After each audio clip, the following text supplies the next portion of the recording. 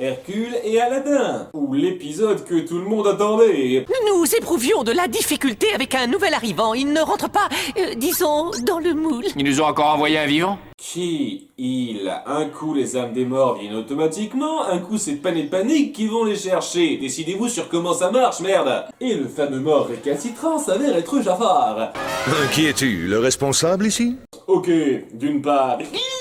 D'autre part, il me semblait que les enfers étaient l'au-delà grec. Qu'est-ce qu'un arabe vient y faire? À moins que Jafar ait des origines qu'il nous ait cachées. Il y a une erreur sur la personne. Je suis Jafar, la terreur d'Agraba. Je fus même le plus puissant sorcier au monde, il fut un temps. Ravi pour toi, espèce de grand machin, tout effrayant. J'ai peur. Rien que la routine comique entre ces deux-là, ça suffit à faire mon bonheur. Nos deux méchants finissent par se retrouver dans leurs némésis respectifs. Après Aladdin et ses fourberies, un bœuf tout en muscles tel qu'Hercule serait un jeu d'enfant. Ah, vraiment? Ainsi, ils décident de s'échanger leurs héros attitrés. Oui. Eh, coucou. On part au plus pressé, tu veux? D'abord, tu règles son compte à Hercule. Tu as saisi. D'accord, bien sûr. Excusez mon enthousiasme. Faites une série sur ces deux-là. Non, 100% sérieusement, vous devez faire une série centrée sur eux. Bref, alors que Hercule fait son entraînement, Jafar s'attaque à lui en créant des monstres typiquement grecs. Je commence vraiment à croire que t'étais lié à ce pays de ton vivant. Et si le sorcier a l'ascendant au début, Hercule finit par battre tout ce petit monde, en grande partie parce que Jafar a arrêté de le canarder comme il le faisait au départ. Serre-toi de ta cervelle, gamin. On ne souffle pas. Je pense que toi aussi t'aurais dû écouter ce conseil. Il a une bonne droite, hein? C'est donc au tour de Hadès de faire ses preuves en envoyant Pan et Panique. Bon ben t'as déjà perdu, surtout s'il fonce bêtement dans le tas. Serre-toi de ta cervelle. En fait, c'est un conseil que tout le monde dans cette série devrait suivre. Après, je vais pas nier une seule seconde que ça fait plaisir de revoir Aladdin et sa clique. Dommage que le génie ne fasse qu'une courte apparition muette, mais je prends ce qu'on me donne. Et si Iago n'est pas là, c'est que ça se passe normalement après le troisième film. Je suis mariée. Oh, désolé, madame. Donc même si ça m'ennuie un petit peu de ne pas le voir, y a rien à y redire. Les sous-fifres se font envoyer paître, et Jafar a alors l'idée brillante, sans ironie, de monter les deux héros l'un contre l'autre. Oui, oui, j'aurai enfin ma revanche. Et dis-moi ton rire, c'est un tic, c'est un truc, c'est nerveux, ça sert à quoi? Ça souligne mon mauvais fond. C'est un petit plus.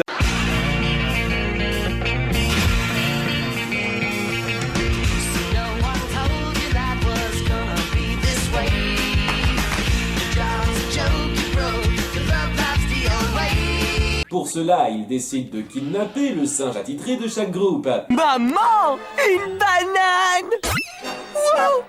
Pourquoi Icar est le seul à vouloir ramasser des bananes fraîches qui traînent au sol? Parce que beaucoup de gens cracheraient pas sur un fruit gratuit. Et il se fait capturer dans une rue publique en plein jour, donc le coup des bananes n'a pas apporté grand-chose. Oui, petit singe, oui! Je prends mon mal en patience, ou, comme tu le dirais toi, hic, hic.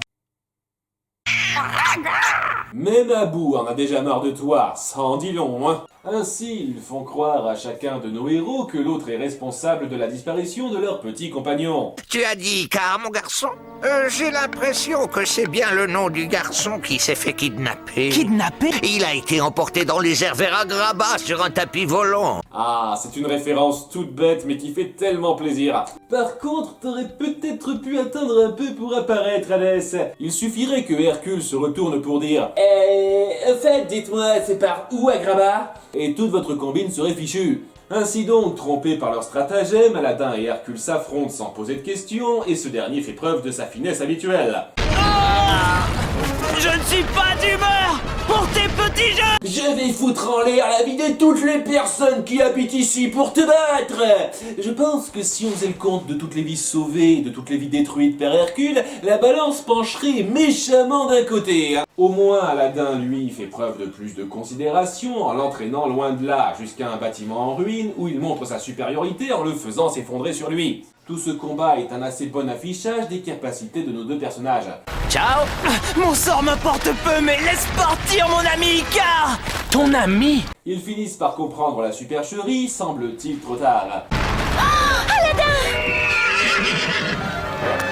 Oh non! D'accord pour Aladdin, mais Hercule a déjà survécu à des effondrements de ce genre. Ça devrait pas te faire désespérer tant que ça, Phil. Et j'adore le fait que nos deux méchants arrêtent de regarder la scène juste avant qu'ils ne réémergent. Toi aussi, Hadès, tu devrais savoir que Herc a de quoi survivre à ça.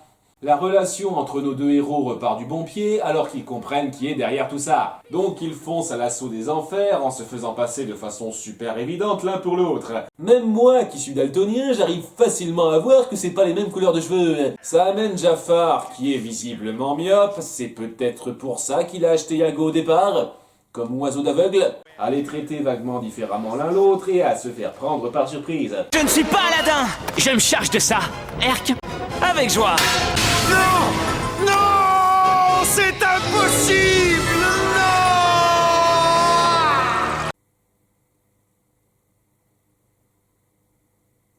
C'était un peu abrupt comme fin finale de grand méchant. Hadès laisse partir tout le monde sans rien discuter et tout est bien qui finit bien. Si jamais tu passes par Agrabah, contacte-nous.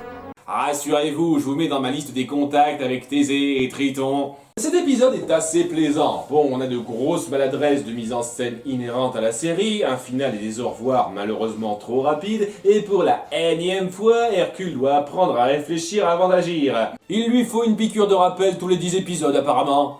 En fait, en termes d'histoire, Hercule et Artémis est supérieur, mais en termes de personnages, Hercule et Aladdin l'emportent. La rencontre entre nos deux groupes se fait avec un vrai respect de ce qui les caractérise le mieux dans leur série. Ce qui ne vaut pas grand chose pour Hercule, mais c'est déjà beaucoup pour Aladdin, hein. Les personnalités de nos deux héros se complémentent agréablement, mais c'est clairement Jafar et Hadès qui volent la vedette en formant un duo extrêmement efficace.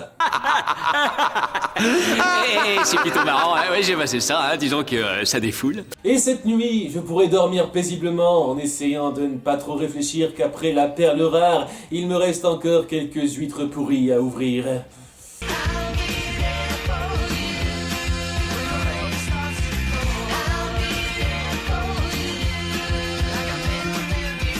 Parce que beaucoup de gens cracheraient pas sur un fruit gratuit.